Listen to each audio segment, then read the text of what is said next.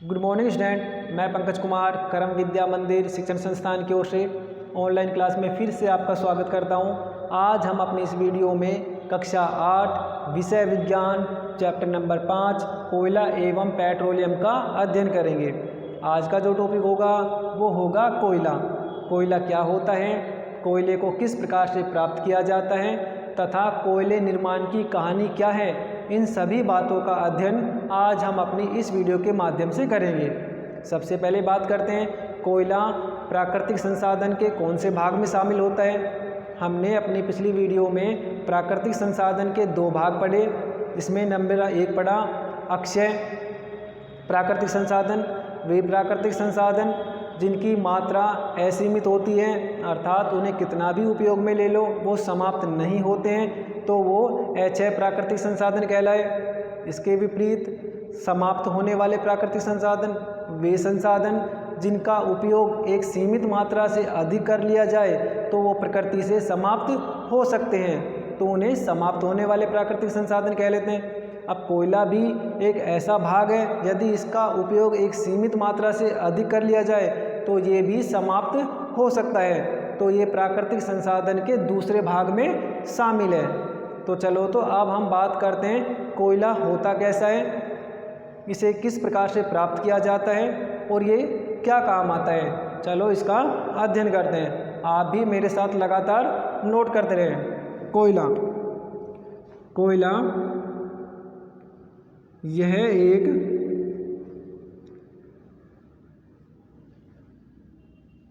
जीवाश्म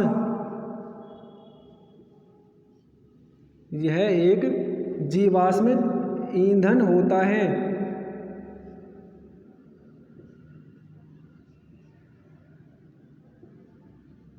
यह एक जीवाश्म ईंधन होता है क्योंकि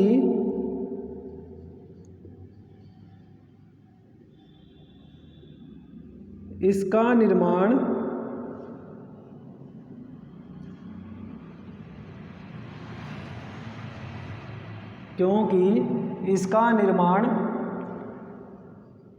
सजीवों के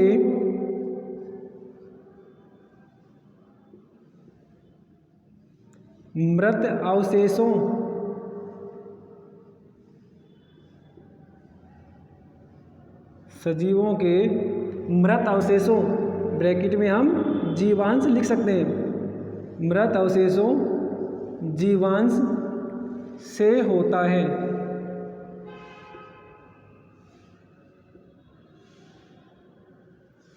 तो हम बता सकते हैं कोयला क्या है। कोयला एक जीवाश्म ईंधन होता है क्योंकि इसका निर्माण सजीवों के मृत अवशेषों अर्थात जीवाश्मों से होता है। अब कोयला दिखता कैसा है और इसके क्या उपयोग हैं, चलो उसका भी अध्ययन कर लेते हैं। कोयला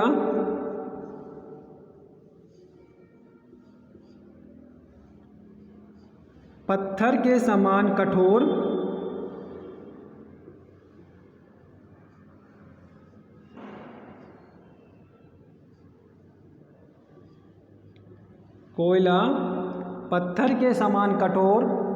तथा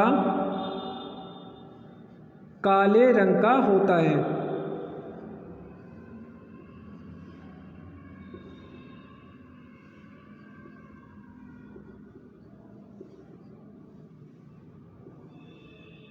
क्या होता है कोयला पत्थर के समान कठोर तथा काले रंग का होता है, लेकिन जो इसकी प्रवृत्ति होती है वो प्राय भंगुर होती है।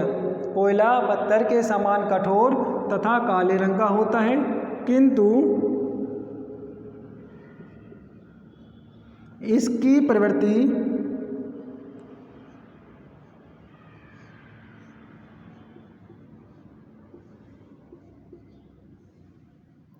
भंगुर होती है।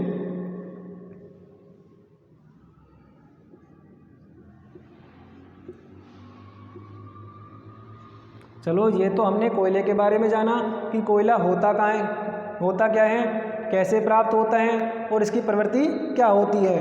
आप भी इसे जल्दी से नोट कर लीजिए। कोयला एक जीवाश्म ईंधन होता है क्योंकि इसका निर्माण सजीवों के मृत अवशेषों से किया जाता है। कोयला पत्थर के समान कठोर तथा काले रंग का होता है, किंतु इसकी प्रवृत्ति भंगुर होती है। ये तो हमने जान लिया कोयले की परिभाषा के बारे में, कोयले के परिचय के बारे में। अब बात करते हैं कोयले का उपयोग किस किस रूप में किया जाता है, तो आप इसे जल्दी से नोट कर लीजिए। फिर पढ़ते हैं कोयले के उपयोग। चलो तो अब बात करते हैं कोयले के उपयोग के बारे में। कोयले का उपयोग हम किस प्रकार से करते हैं, कौन कौन से क्षेत्रों में कोयला उपयोगी होता है। कोयले के उपयोग हमने बताया कोयला एक जीवाश्म ईंधन होता है, तो सबसे पहला इसका उपयोग तो ईंधन के रूप में कर सकते हैं, जलाने के लिए कर सकते हैं, ऊष्मा उत्पादन के लिए कर सकते हैं। चलो तो नोट करते हैं। कोयले के उपयोग निम्न क्षेत्रों में किए जाते हैं, जैसे नंबर 1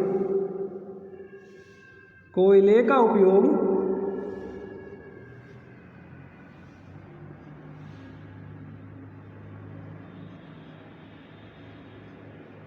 ईंधन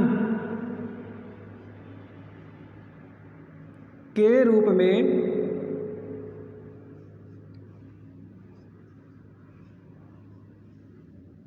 किया जाता है। पहला उपयोग कोयले का ईंधन के रूप में। नंबर 2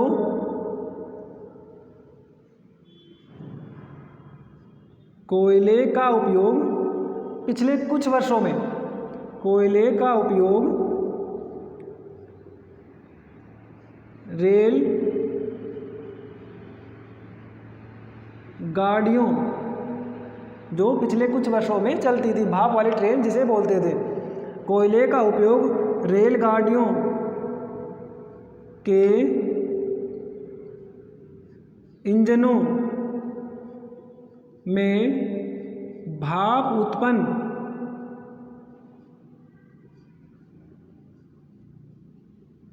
करने में किया जाता है।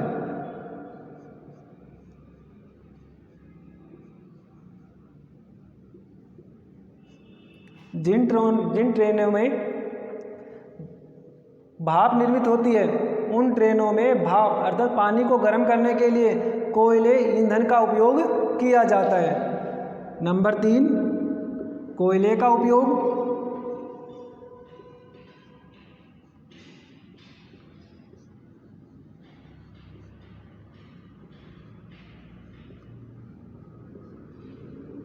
विद्युत संयंत्रों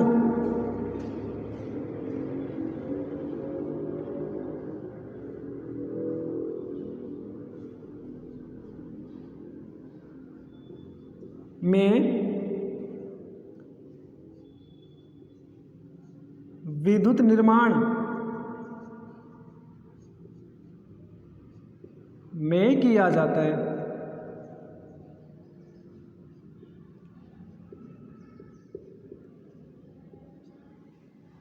कोयले का तीसरा उपयोग क्या है? कोयले के उपयोग द्वारा विद्युत को उत्पादित किया जाता है। और नंबर 4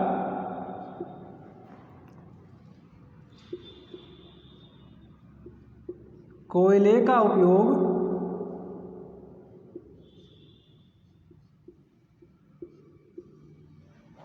उद्योगों में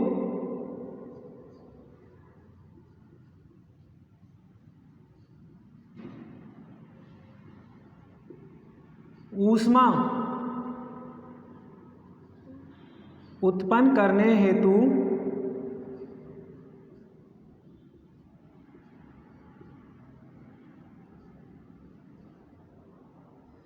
किया जाता है।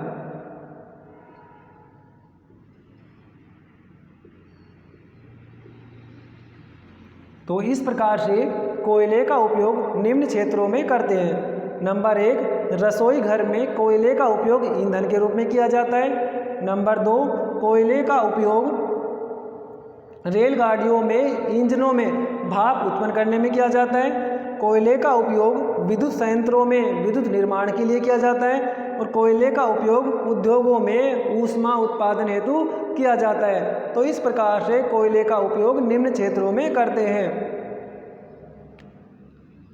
कोयले का उपयोग यहाँ पे लिख देते हैं, तो आप इसे जल्दी से नोट कर लीजिए। अब बात करते हैं कोयले निर्माण की कहानी। कोयले का निर्माण किस रूप में हुआ?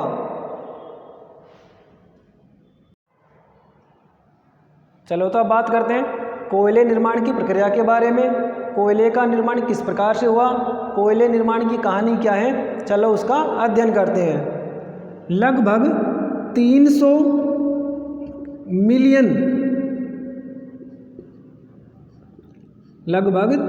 मिलियन वर्ष पूर्व,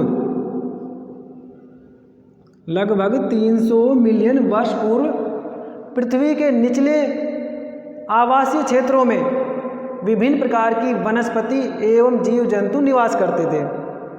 लेकिन इन निचले जलीय आवासों में विभिन्न प्रकार की प्राकृतिक आपदाओं जैसे बाढ़, भूकंप, भूस्खलन आदि आने से ये निचले आवास के क्षेत्र मृदा में दब गए।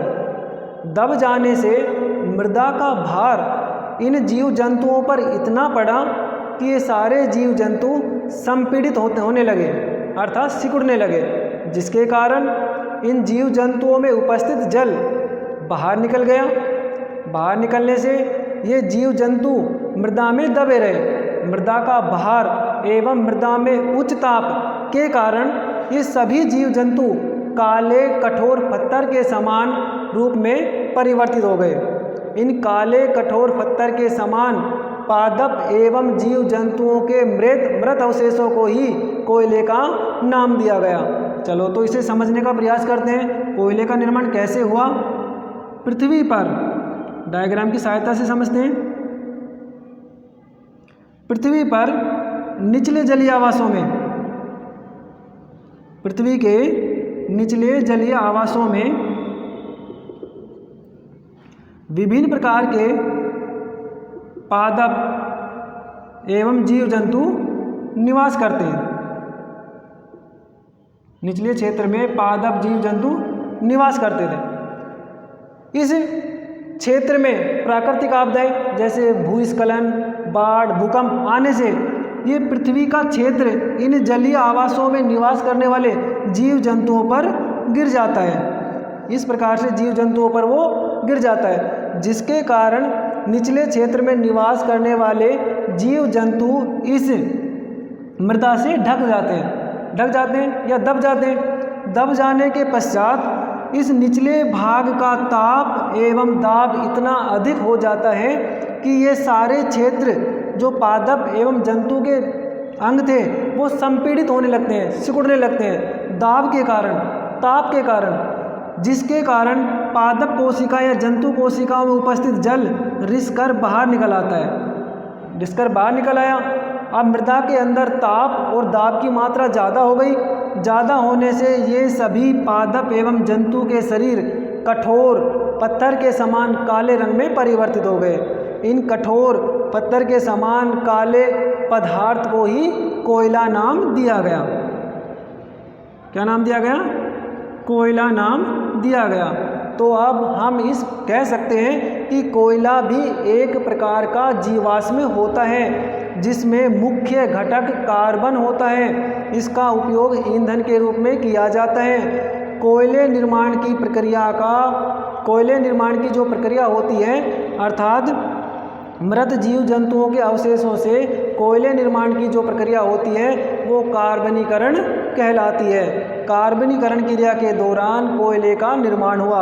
हम आसान भाषा में कह सकते हैं, जब पृथ्वी की उथल पुथल या प्राकृतिक आपदाओं के कारण पृथ्वी पर उपस्थित जीव जंतु भूमि में दब गए, दब जाने के पश्चात मृदा का ताप और दाब उन्हें संपीड़ित कर देता है। कर देने के पश्चात वो काले कठोर पत्थर के समान रूप में परिवर्तित हो जाते हैं, तो उन्हें कोयला कहते हैं। तो इस प्रकार कह सकते हैं कि कोयला एक प्रकार का जीवाश्म होता है, जिसका उपयोग ईंधन के रूप में किया जाता है। मृत जीव जंतुओं के अवशेषों से कोयले निर्माण की प्रक्रिया कार्बनीकरण कहलाती है। ये तो हमने जाना कोयले का निर्माण किस प्रकार से हुआ। अब हम बात करते हैं विभिन्न क्षेत्रों में कोयले के उपयोग से विभिन्न प्रकार के उत्पाद भी प्राप्त किए जाते हैं। यदि इन कोयले को जलाया जाता है तो ये कार्बन डाइऑक्साइड को मुक्त करते हैं। इसके अतिरिक्त विभिन्न उद्योगों में कोयले के उपयोग से विभिन्न प्रकार के उत्पाद प्राप्त किए जाते हैं। ऐसे कौन कौन से उत्पाद होते हैं, चलो उनके बारे में अध्ययन करते हैं। कोयले निर्माण की कहानी आपको अच्छे से समझ में आ गई होगी। अब बात करते हैं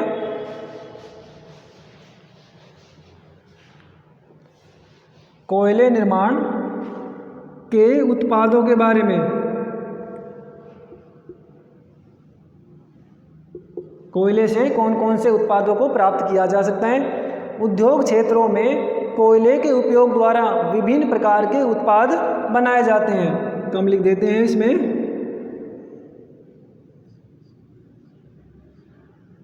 उद्योग क्षेत्र में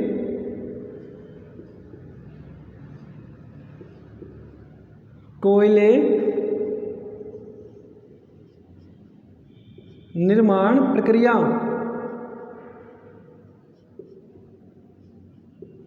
के दौरान विभिन्न उत्पाद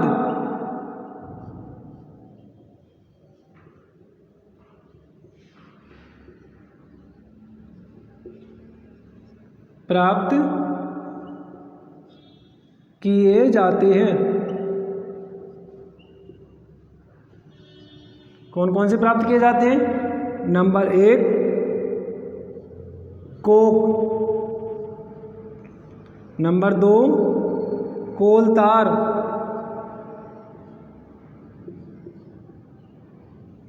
और नंबर 3 कोयला गैस।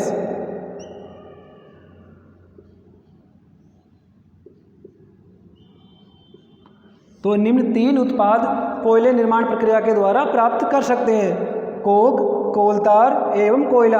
अब बात करते हैं कोक, कोलतार एवं कोयला क्या होते हैं और इनके उपयोग क्या हैं। चलो तो अब बात करते हैं कोयले उत्पाद के बारे में। कोयले निर्माण की प्रक्रिया के दौरान कौन कौन से उत्पाद प्राप्त होते हैं और उनका क्या उपयोग होता है। नंबर 1 कोक, यह एक कठोर और काले रंग का सैरंध्र पदार्थ होता है। यह एक कठोर और काले रंग का सैरंध्र पदार्थ होता है जो कार्बन का लगभग शुद्ध रूप माना जाता है। अब इसका उपयोग कैसे करते हैं। इसका उपयोग इस्पात के उद्योग, निर्माण एवं बहुत से धातुओं के निष्कर्षण में किया जाता है। हम बात कर रहे हैं कोयले निष्कर्षण या कोयले निर्माण की प्रक्रिया के दौरान कौन कौन से उपयोगी उत्पाद प्राप्त होते हैं, जिसमें हम सबसे पहला उत्पाद पढ़ रहे हैं कोक। यह एक कठोर सैरंध्र तथा काले रंग का पदार्थ होता है जो कार्बन का लगभग शुद्ध रूप माना जाता है। इसका उपयोग इस्पात के उद्योग निर्माण में एवं बहुत से धातुओं के निष्कर्षण में किया जाता है। नंबर 2 कोलतार, यह एक अप्रिय गंध वाला गाढ़ा द्रव होता है जिसमें लगभग 200 पदार्थ मिश्रित रूप में उपस्थित होते हैं। कोलतार का उपयोग, इसका उपयोग संश्लेषित रंग, विस्फोटक सामग्री, पेंट एवं छत निर्माण में किया जाता है। इसके अतिरिक्त औषधि के रूप में मौत एवं अन्य कीटों को भगाने में प्रयुक्त की जाने वाली नेपथिलीन की गोली का निर्माण कोलतार के द्वारा किया जाता है।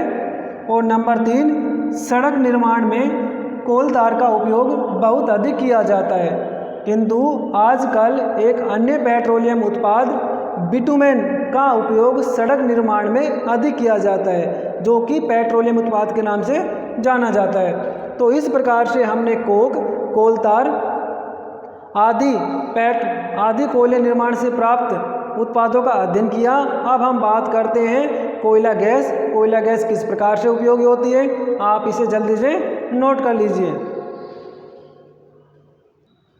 चलो अब बात करते हैं कोयले निर्माण के तीसरे उत्पाद कोयला गैस के बारे में। कोयला गैस क्या होती है और इसको कैसे बनाया जाता है।